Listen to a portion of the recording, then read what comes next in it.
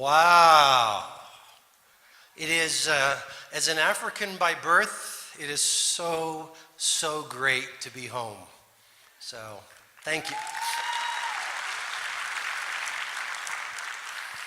And it is great to be back here in Joburg, one of my favorite cities in the world, city of the Jacaranda, nation of the big sky, country of the great Nelson Mandela. Give yourselves a round of applause. We have almost 1,600 people here. Fantastic, fantastic. I'm curious, how many of you here in this room want to learn some fantastic ideas to be a better leader in your work? Perfect. Wow. I'm in the right room. Fantastic. How many of you want to learn some great ideas to be an even better human being so you go out there and change the world? Show of hands. Because a job is only just a job if you choose to see it as a job. All work is a chance to express your gifts, your talents. All work is a chance for you to change the world. All work is a chance for you to express your dignity. I remember I was in Didimala a number of years ago, and I saw a woman who was washing other people's dirty hotel rooms. And I asked her, "Do you like working here?" And tears came to her eyes. And she said, "I love my work." And how many of you want to have fun in the 3 hours that I am blessed to be here with you in Joburg today? Show of hands here. Have you ever seen those people, they have no fun anymore in work? It's like an asleep person in the office next to you. You ever seen anyone like that? Yeah, how many of you have someone like that sitting next to you right now?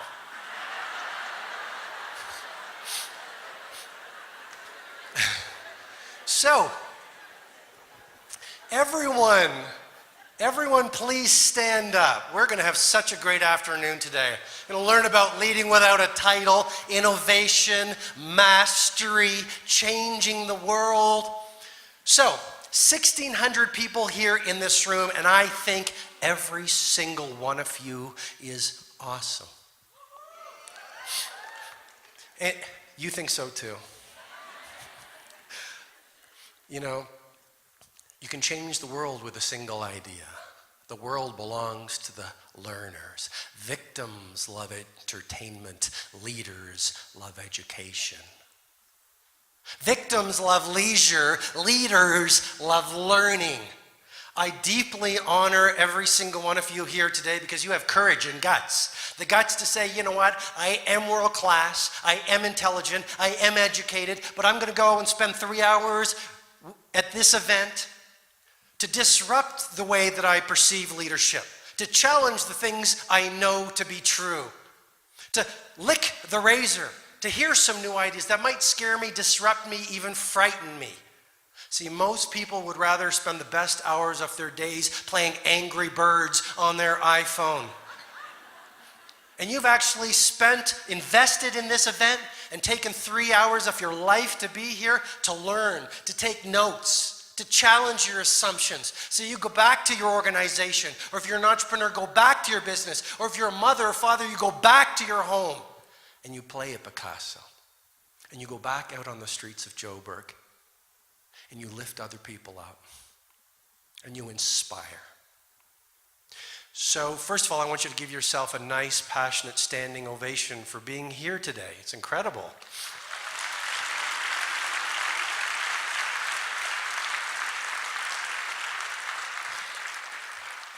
And now one more time like you really mean it. Aye. Wow. Fantastic. Now I want you, just because I want this room to be so connected on this leadership journey, I want you to find someone on either side of you, look at them deeply in their eyes and say, the more I'm getting to know you, the more I'm actually starting to like you.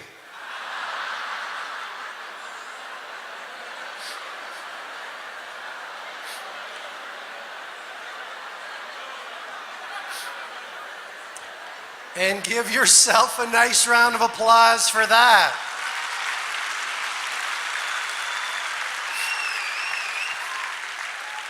And now I want you to find someone on the other side of you, preferably someone that you do not know, and look at them deeply in their eyes and say, you look even better in person than you do on your Facebook profile.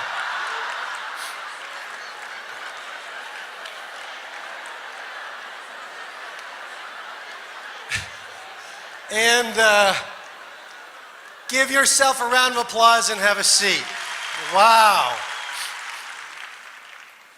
Well, this is just amazing for me to be here.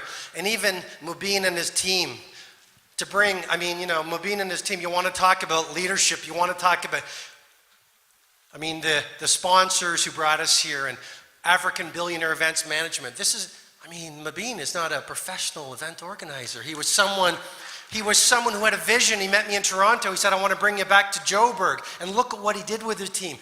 Just us being here today is an awesome example of the power of not only a big idea, but then flawless execution with a world-class team to get the job done.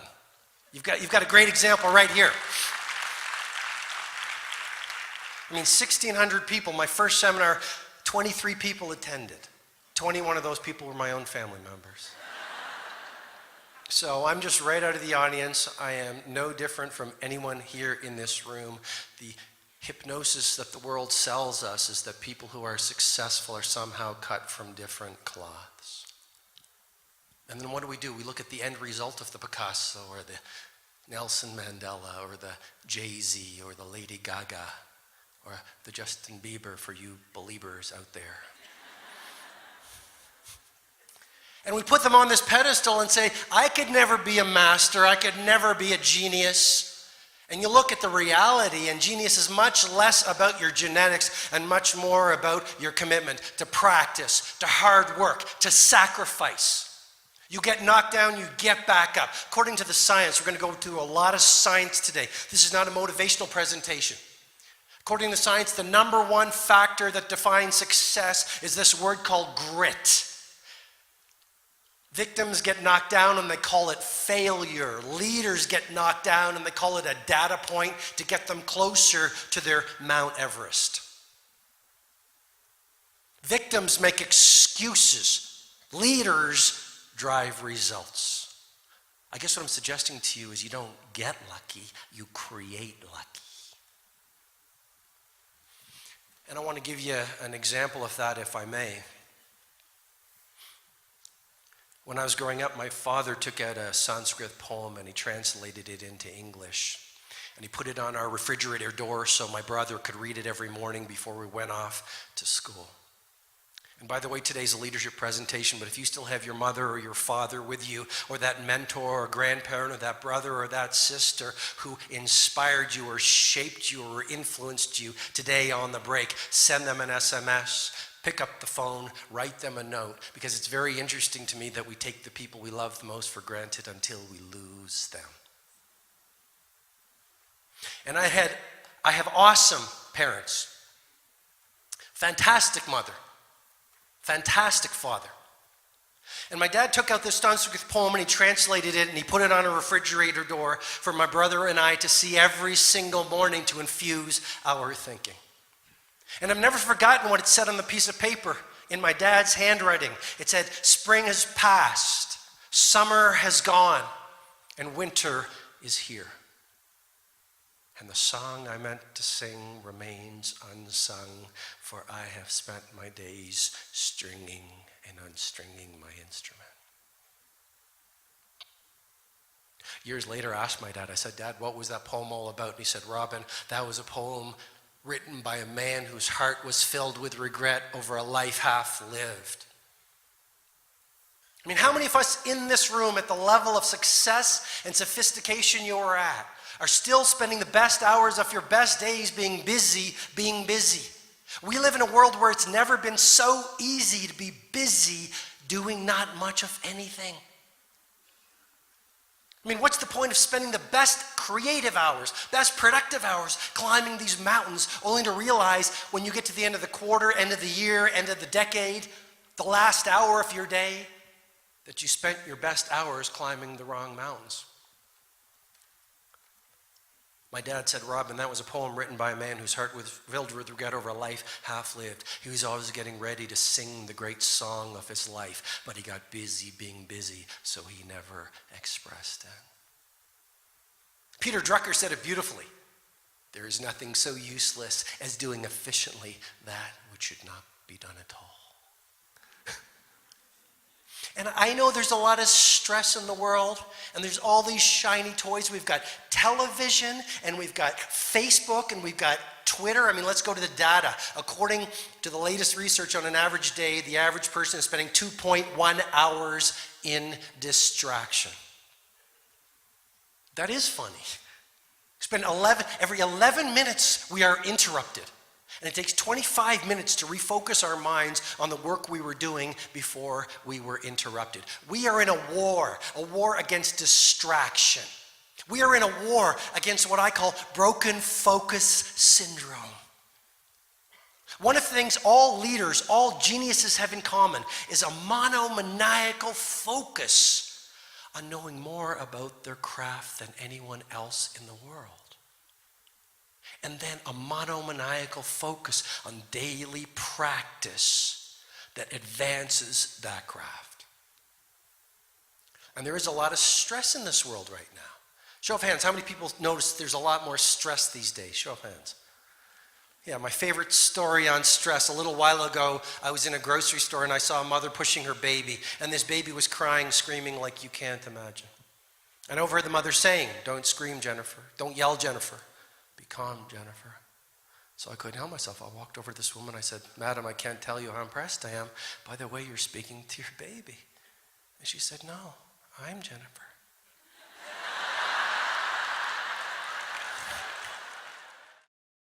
So here's what I want to do. This is not me talking for 3 hours. This is also a workshop. We're going to do a lot of great exercises to help you deepen the learning and get to know the other leaders in business and in life that are here in this room right now. So we're going to do 3 exercises right now. I call them icebreakers. And the first one, you're going to find a partner around you, and you're going to discuss what is your superpower. I mean, if you look at the latest research on mastery, what makes a master is you don't focus on your getting great at the things you're not good at. The master figures out their superpower and then develops world-class domain knowledge and practices their superpower until the point of genius. I'm going to say this with a little story. How many people like Picasso? You've got beautiful African art in this city. One day Picasso was in a market. And this woman saw Picasso in this market. And she ran over to him. She said, "Mr. Picasso, I'm a huge fan." And he says, "Thank you." She pulls out a piece of paper and a pencil. And she says, "Mr. Picasso, would you please draw a little diagram, a little piece of art for me?" And he says, "Sure." So he draws this little piece of art and he hands it back to the lady. And she looks at it. And she says, "Ah, Mr. Picasso, you are a genius." And he says, "Thank you." She starts to walk away. Mr. Picasso says, "Excuse me." She says, "Yes." He says, "That'll be $1 million." She says, "What, Mr. Picasso, $1 million? It took you 30 seconds to do that." And he said, "Ah, my dear lady, it took me 30 years of practice, devotion, sacrifice to be able to do that in 30 seconds. The second question. What's the best piece of business advice you've ever learned? I mean, I've learned some ideas, and they sound very simple, but they've changed the way that I do business. You want to hear one of them? Take care of the relationship, the money will take care of itself. So, in my meditation before I came down here this morning, I wasn't looking for a standing ovation because that's just stroking the ego. I wasn't looking to be liked. I was looking to serve. So my prayer this morning was, how may I best serve the most people? And the funny thing is, when you create massive streams of value for your customers and teammates, the world beats a path to your door. Have the guts to believe that idea. I guess what I'm suggesting to you is just because the world says, think about yourself, don't go to work and obsess on giving 10x value. Give your customers as little as possible for as much money. If that doesn't feel right to you, then trust yourself. The number one reason we don't play at world class in business is we are too frightened to think differently from the crowd. Does that make sense by a round of applause? I'll put it this way. You can be liked or you can change the world, but you can't do both. And let's go to the neurobiology. It's because hundreds of years ago when we were on the savannah fighting the saber-toothed tiger and the cheetah, if we left the herd, we would be killed and eaten. And now here it is, in whatever year this is, and we're still too frightened to think differently. We're still too frightened to speak with our own voice. We're still too frightened to chase our dream. We're still too frightened to live by our values, not by our mother's values or our neighbor's values or society's values. I guess what I'm trying to say, probably not very elegantly, is this. To have the results only 5% of people in business have, we must have the guts to do what only 5% of the population does.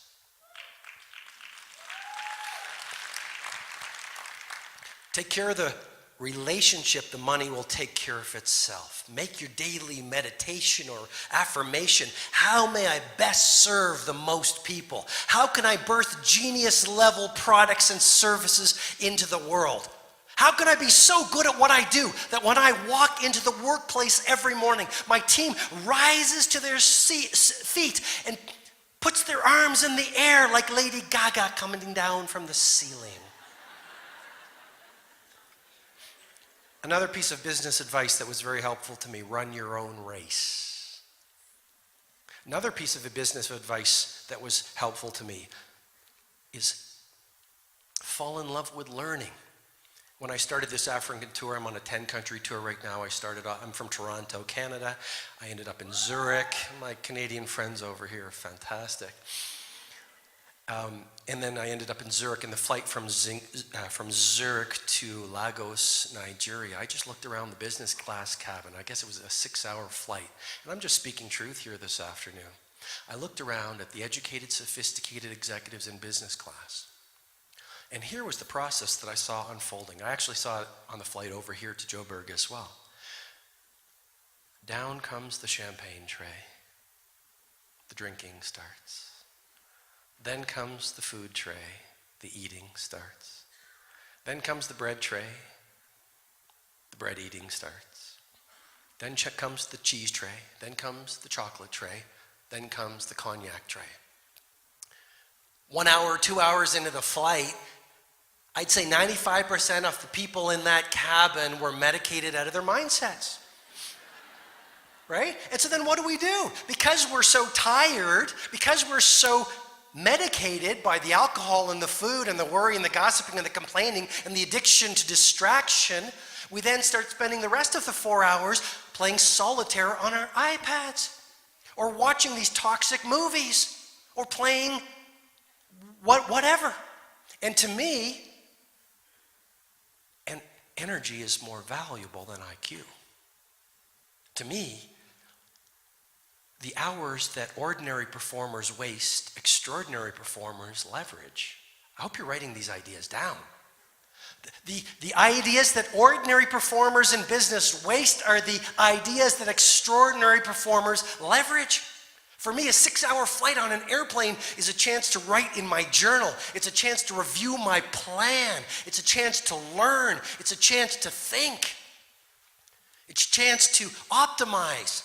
It's a chance to get stronger, smarter, faster. So I want you with your partner right now to talk about the best business ideas that you have ever learned.